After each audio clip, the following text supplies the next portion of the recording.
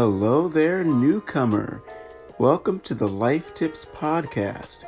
My name is Nate, and I'm here to help you navigate through important situations that affect our everyday lives and provide a roadmap for you to make the best decisions in the future. The fun part is that each topic is unique to whatever you're going through. And it doesn't matter your youth or gender. Everyone can benefit. So sit back, enjoy the ride, and let's discover how we can live our best life today. Enjoy.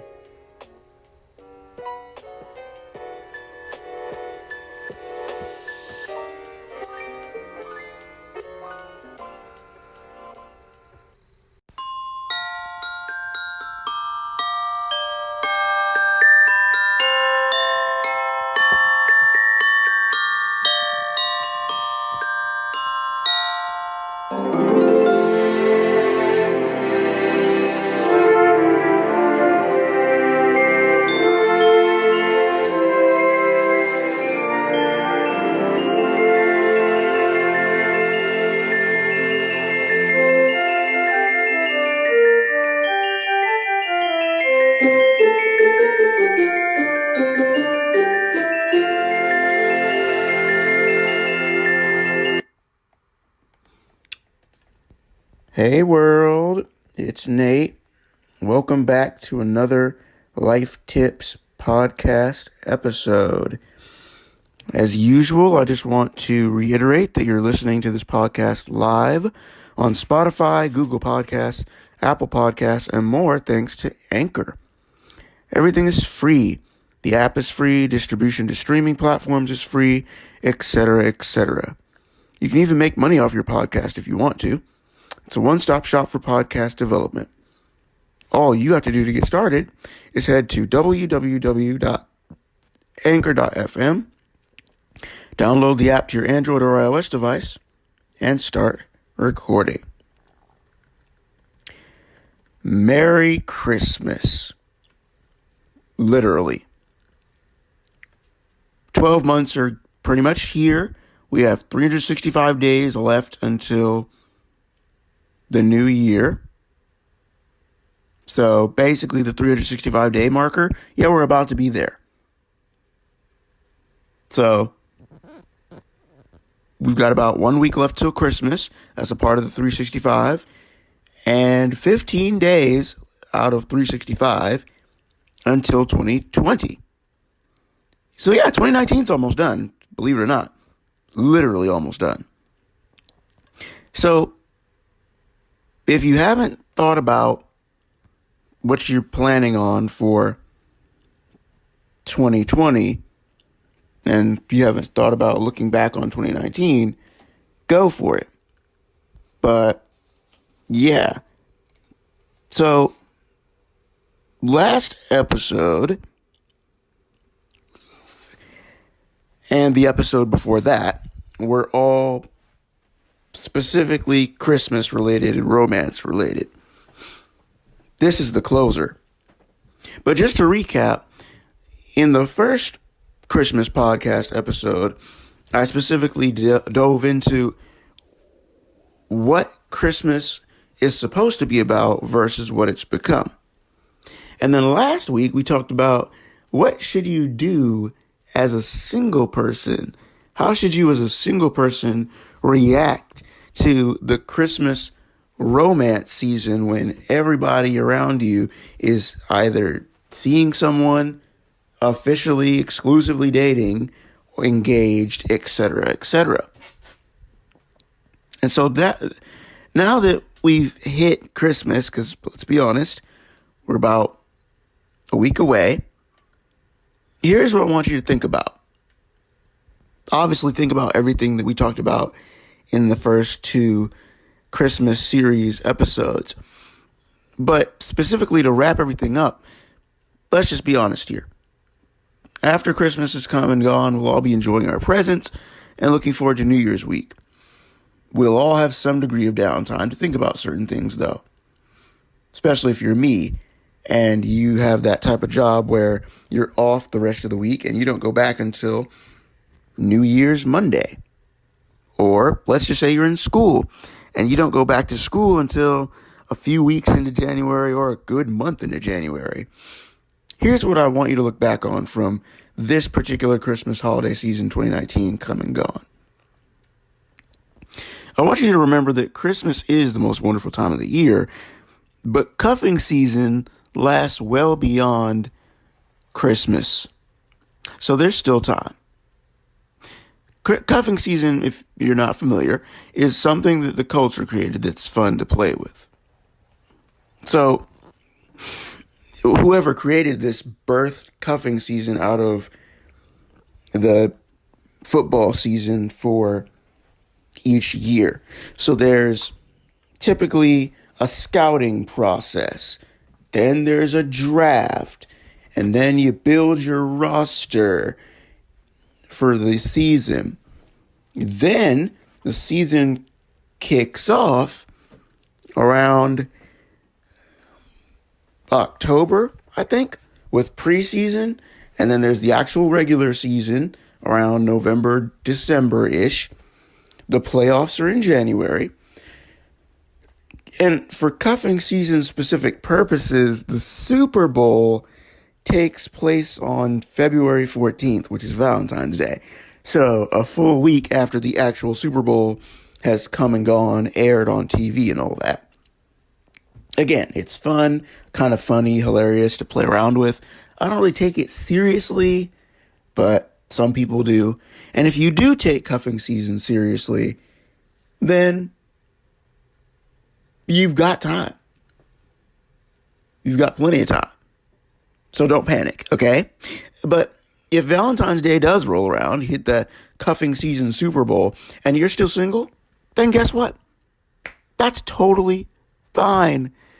2020 has 12 months in it, just like every other year past. Anything can happen. There's no timetable for romance. Despite some people who choose to believe that, there's no timetable. Celebrate singleness. Celebrate it. And then treat yourself. Love yourself. That's all well and good. But what's not good when it comes to the love yourself connotation is that if you completely wrap yourself up in that ideology and that belief system and you're loving yourself in air quotes, you can easily forget that you've been given the gift of friendship. You can reject potential suitors, or you can isolate yourself from being around the ones that you care about the most. Don't forget that. People are gifts. So if you're going to do the whole love yourself thing, don't get wrapped up to the point where you reject potential suitors or you isolate yourself. Unless you're in a season where God has you single, or you just decide for yourself based off consciousness or your direct connection with God, or just deciding you don't want to be in a relationship and you want to be single. That's fine. Go for it. But if you're not in either category, don't isolate yourself, because isolation leads to irreversible damage to one's quality of life and, most importantly, their love life. Now, if you're seeing someone, talking to someone during the holiday season, and it's official that you're a couple, praise God. Continue to walk with each other, lean on each other, build the chemistry to an enormous level, Watch all the Hallmark movies. Enjoy the heck out of each other during the Christmas season of 2019. If you're seeing someone, talking to someone, and it's not official that you're an actual couple, but it's blatantly obvious that you like each other, same thing. Keep going. There's no rush. Everyone's timeline is different. God has a different timetable for each of us concerning matters of the heart. Some people believe, and if you believe this, I suggest you reconsider your belief in this or actually go talk to people. But see, some people believe that you need to be stable, have your life together before you date. I talked about this in the last podcast episode with those two examples of the guys that I mentioned, who one of them is married, the other is on his way to being married. But at the time that they met their ladies, in the beginning stages when they were just getting to know each other or when they were just girlfriend and boyfriend, in the beginning stages, it was completely different. My guy said specifically in the episode of the YouTube series that they have together that he felt like his now fiance felt like he wasn't worthy of her because he didn't have such and such things together like she did. And he had a son. And then on the other side, my dude, Christian, he spent most of his life in church, lived his life with Jesus, etc., etc. He and his now wife, they started out as friends. Best friends, to be honest. And then they grew from there into a dating relationship. And they dated for a long time. A good long time, actually. I think 3 or 4 years of actual dating. But they had known each other since high school, I want to say. I think that's right. So the point is that neither of these two dudes had it all together. No house.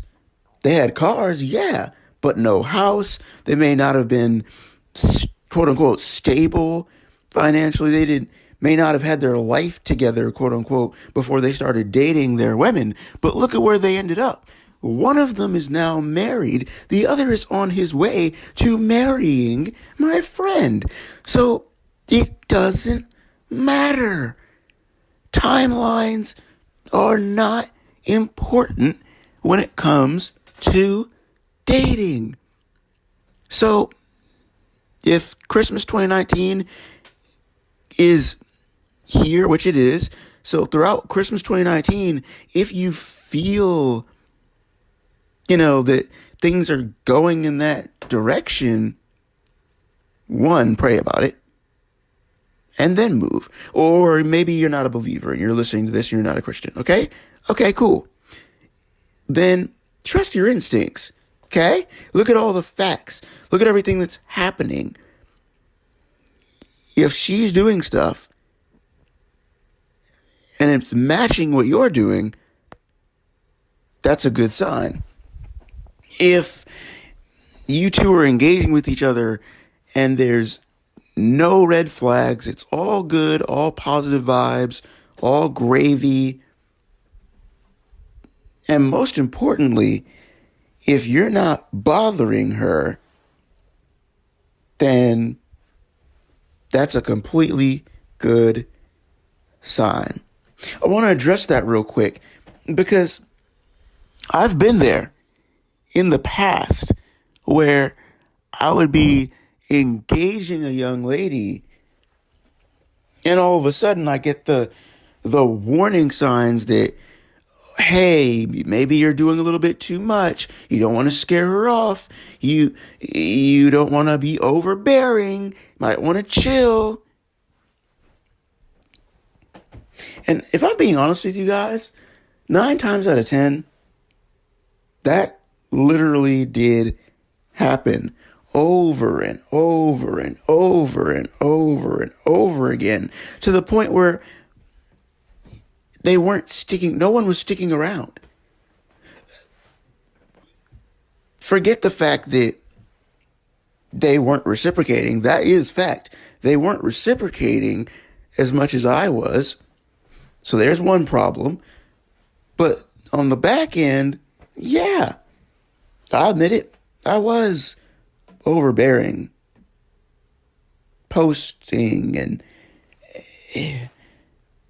doctoring it up to look like I was celebrating moments, celebrating experiences, but in reality, I was just high. High on the feeling. But that's changed. That's changed. And I'll specifically explain that next week in the New Year's podcast. But my best friend is absolutely amazing. I can be me around her, feel no regrets, not be bogged down under the weight of you're being overbearing. I haven't done a single thing to mess anything up. It's perfect bliss in my relationship with my best friend. And that's a good sign for me. Because if it started with my best friend, the chances are it's going to continue in the future. I'll mention this next week, but I'm not dating Gigi. That's my best friend. We're not dating.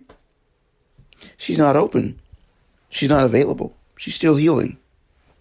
You never want to mess something up with someone when they're healing. Keep it going. Keep the process lit.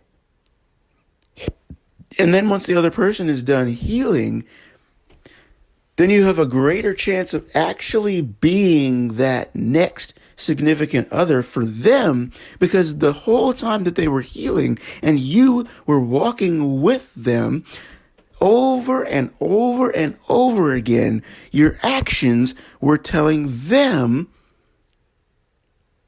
not just give me a chance, but that if you give me a chance, I will not treat you like your ex did. In fact, I'll be 10 times better than your ex. I'll be the guy that you never had, that you won't be able to live without. So, no, you don't need stability.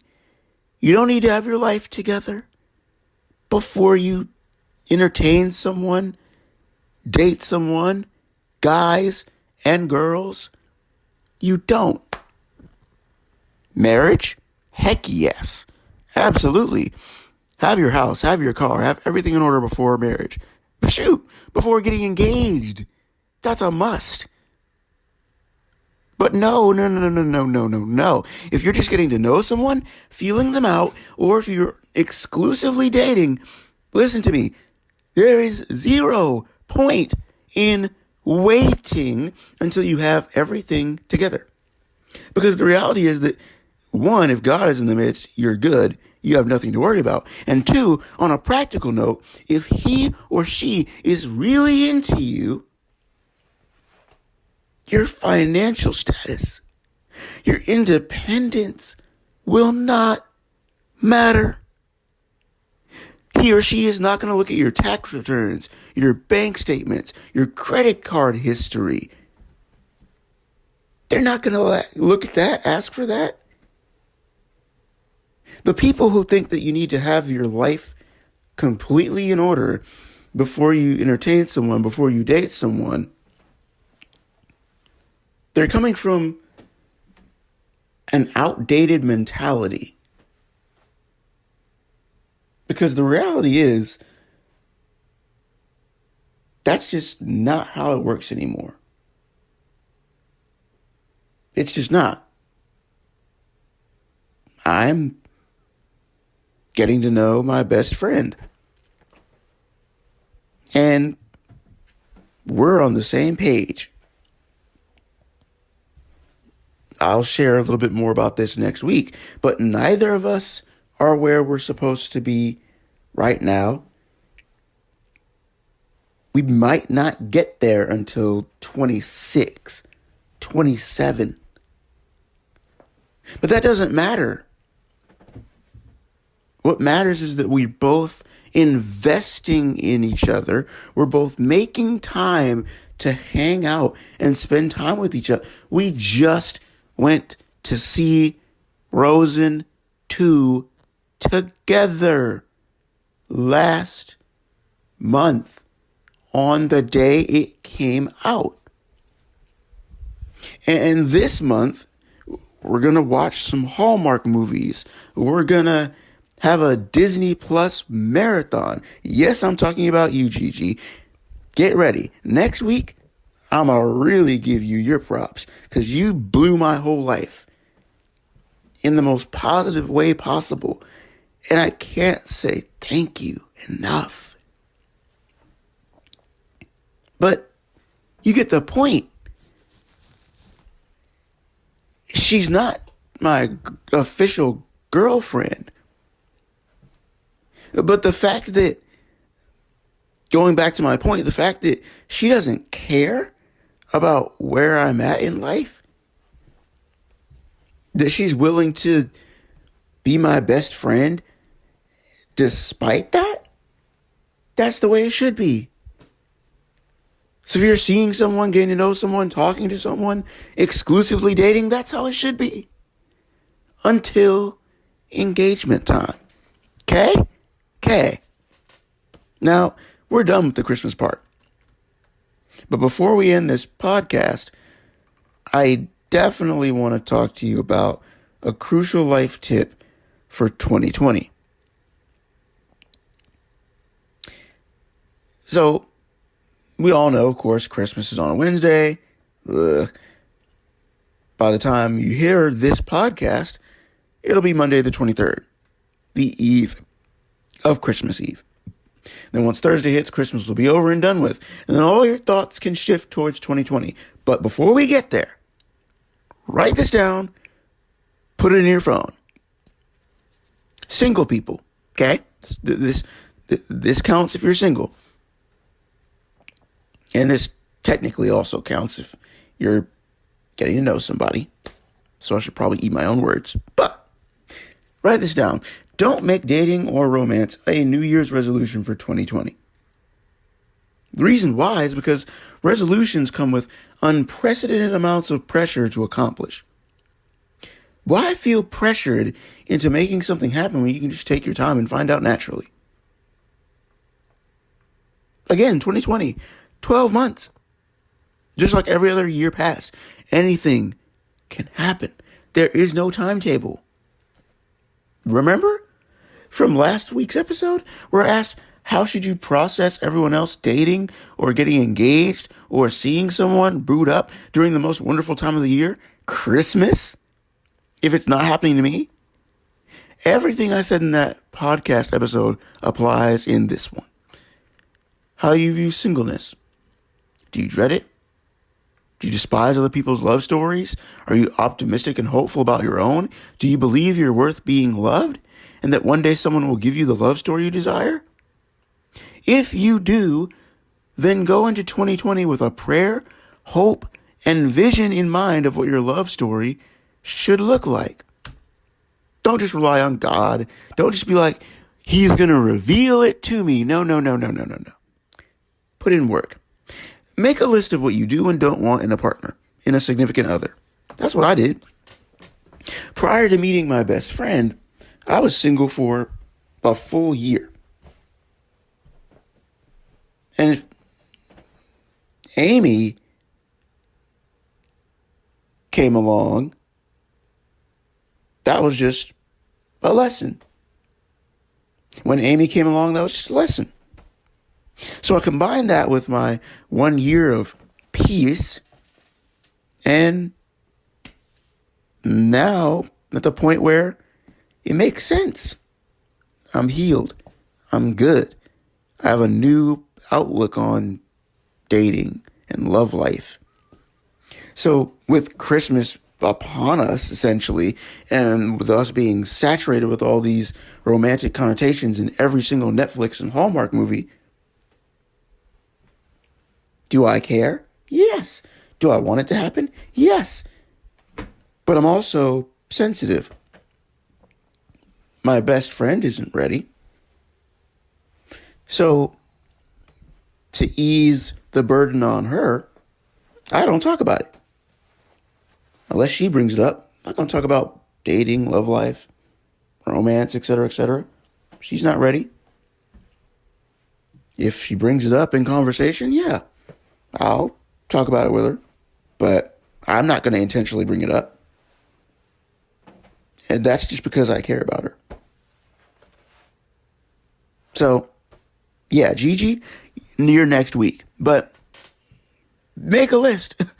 Guys, girls, make a list of what you do and don't want in a partner. And then sit back and watch what happens as you interact with people day in and day out. You will be amazed at how detailed God is at manifesting what we desired in our lives simply because we continue to seek Him and His righteousness first.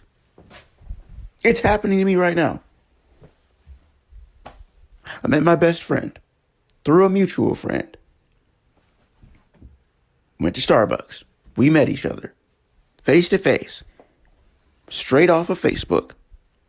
And then the week after that, we start hanging out. Week after week after week after week after week. November has been slow. And November was slow. Until Frozen 2 came out. And then we watched Frozen 2 on opening day together. In the movie theater, practically alone. There were a few other people, just barely 4 other people in the theater with us. But it was the 2 of us sitting in the middle of the theater in the midst of vacant seats watching Frozen 2. That was lit. I've never done that before in my life. Ever. Should have happened a long time ago. But it didn't. And the reason why it didn't happen is because no woman would dare get that close to me, be in that type of relationship where we can go watch movies together or chill and watch Hallmark movies together here, where we would talk almost every other day. Until my best friend came along, till I met Gigi, that didn't happen for me. So that's a segue into next week when I do give Gigi her props, when I do give Gigi her love, and she knows. Don't worry, she knows.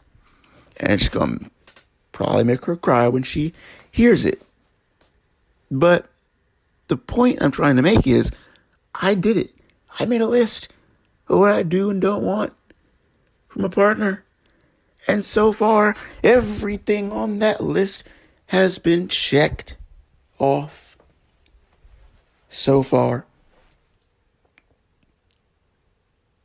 Because again, may not be right now. Later on, sure. If it is something that we both want. And if we meet different people, then we'll support each other. That's what best friends do. But if you don't make that list and you don't have standards of what you want in a relationship, it's not going to work. The Christmas romance season would do you a disservice at that point. Valentine's Day would do you a disservice, to be honest. So, remember that. It is the most wonderful time of the year. It is the most wonderful time to date. Christmas is the pinnacle of holiday dating season. Only to be topped by Valentine's Day. But it's up to you. All I can do is give you advice. Why give you advice if I'm not going to take it?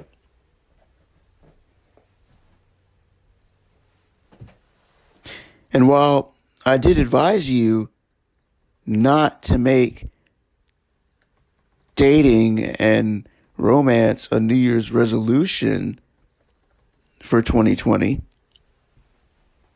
what I do advise you to do is pray, hope, continue to put in work, foster what you have.